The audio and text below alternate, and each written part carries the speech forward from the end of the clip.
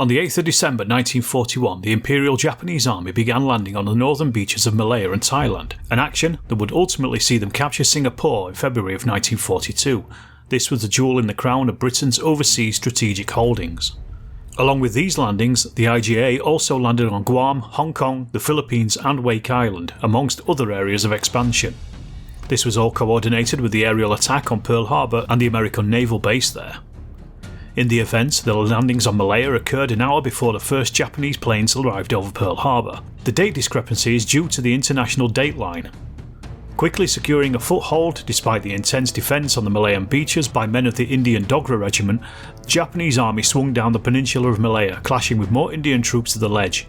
Pushing these men aside, their route south took them into direct contact with more Indian troops constructing the Jitra line, one of several stop lines designed to stem any enemy advance on Singapore.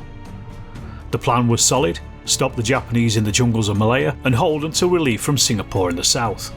However, the reality was starkly different. Enthusiastic but poorly trained Indian soldiers tried their best to construct the stop lines along the peninsula, but suffering from a shortage of manpower and equipment, the defence was doomed before it even began. Britain had other pressing problems in 1941, with the war in Europe and Africa still raging.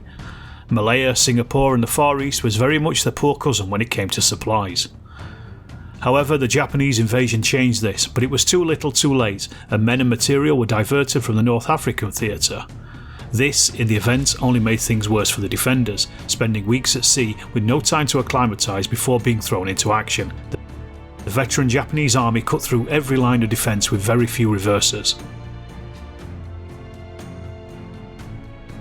This game will be played using Chain of Command 2 by the two Fat Lardies, and it centres on the pint-sized campaign A Driving Charge, which recreates the first major contact at Jitra between the men of the Japanese motorised reconnaissance of the 5th Division and the defending 1st 14th Punjabs, who are guarding the demolition of a bridge to stem the Japanese advance. The Driving Charge campaign takes place over several scenarios, and this one is the first, the outcome of which will have impact on the speed of the Japanese advance and their ability to field tanks in later games. In short, the Japanese must capture the bridge intact, or at least reduce the Indians' force morale to zero to continue their advance south. The Green Indians must hold as long as they can whilst the engineers set the explosives that will drop the bridge. Each turn, the Indians will roll an extra dice with their command dice that their engineers are working on the bridge. The score of the dice roll will be cumulative, and as soon as it reaches 20, they can spend a chain of command dice to blow that bridge. The Japanese are on a countdown to get forward as quick as possible. A game of Chain of Command 2 begins with a patrol phase, which allows the players to position their jumping off points, from which they will then deploy. It is imperative that these points are well selected, as they can really affect the outcome of the game. The Indians can line the front of the jungle and protect the bridge with their jumping off points. Meanwhile, the Japanese are constrained to the rubber plantation, but they do manage to push forward near the paddy fields, and the scene is set.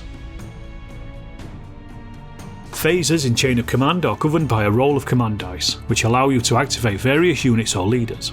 Seizing the first go, the Japanese create a base of fire by deploying their grenade discharger section in the rubber plantation way out of harm's way. They also deploy a section made up of riflemen and an LMG team along with a junior leader. The leader instructs the men to go onto Overwatch to ensure that they can fire at any Indians who decide to show themselves. And then on their right flank a scout team is deployed and it takes up position in cover. The Indians roll their hand of command dice, which then gains them a chain of command point.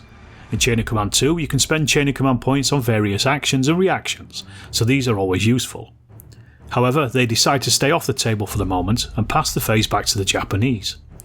In their hand, the Japanese retain the phase, which means that they will get the next phase, and it also gives the Indians another chain of command point.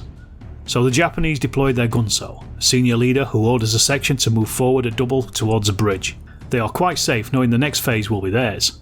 And they also deploy a second section in a tactical stance to cover the advance across the open ground.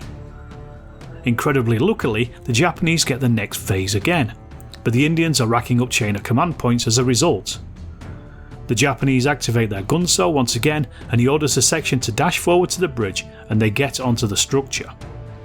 Unfortunately for the Indians, this means that the demolition works have to be halted until the Japanese can be cleared off the bridge. With their next phase, the Japanese gunso is able to steady his men on the bridge and reduce the shock that they had built up. Meanwhile, he orders a scout team to move forward along the road. This brings the team to within 4 inches of the 2 Indian jumping off points, closing them down and restricting the Indians' choice of when it comes to deploying. Did the Indians wait too long to deploy? We'll soon find out. Reacting to the Japanese aggression, the Indians deploy a section of rifles in trenches in an effort to dislodge the men on the bridge. Firing their rifles, they cause 6 hits on the 2 teams on the bridge, causing shock and a single kill. Now with the Indians on the table, the Japanese act fast. Pushing forward their scout team, they use a ruse, a Japanese trick to deploy the rest of the scouts team section on the left flank of the Indians. The Indians also come under bombardment from Japanese grenade discharges. One of these rolls a storm of steel result of 6, meaning the team may roll to see if the more hits are caused. The grenades cause 1 shock, then the Japanese open up with their rifles, killing 2 more men, one of whom is a junior leader. He's stunned until the end of the turn and it reduces their force morale. Trying to stem what feels like the inevitable, the Indians deploy another section, this time with their Havildar senior leader. He's able to direct the fire of both sections that the Indians have on the table. The Indians also deploy a 2-inch mortar which fires and kills a Japanese rifleman on the bridge. Then the first section opens fire with their rifles, but this only causes more shock on the men on the bridge. Finally, the second section opens fire with the rifles and LMG on the Japanese in the open, killing 1 man and causing a bit more shock. The Japanese retain the phase again, so they decide to reduce shock where they can and also just fire at the Indians in the trenches, both with the grenade discharges and the rifle section. The storm of steel bonus for the grenades and the rifle fire combined causes 4 more kills. Another double 6 for the Japanese sees them move the scouts and the section on the bridge forward down the road towards the Indian line of communication. If this is captured and the turn ends, the Indians will immediately rout. Another retained phase for the Japanese sees them move their scouts onto the line of communication marker. They just need to end the turn now to win the scenario. Meanwhile, more rifle fire from the Japanese sees the Indian junior leader killed and more men put out of action in the trenches. In the next phase, the Indians lay down fire on the Japanese in the open, causing a bit more shock, but it's getting desperate now as the Japanese seem to be invincible. The time for sitting still has ended and the Japanese section on the right flank launches a close assault on the rear of the Indians holding the trench, or what remains of them. Only 1 man is killed in the fight, but it's enough for the remains of the section to break and flee into the jungle. This drops the Indian force morale even further, and defeat is now only a whisker away. The Indians continue firing in their phase, but the next Japanese phase sees 3 6s rolled and the turn ending. This means that the line of communication marker has been captured and the Indians will flee in a rout from the table. Perhaps it was inevitable given the historical outcome of the battle, but the Indian line failed to hold, meaning that the Japanese will only have better support options in the next game. This campaign will be played out in full later on the Storm of Steel channel, so please keep an eye out for that, and thanks for watching.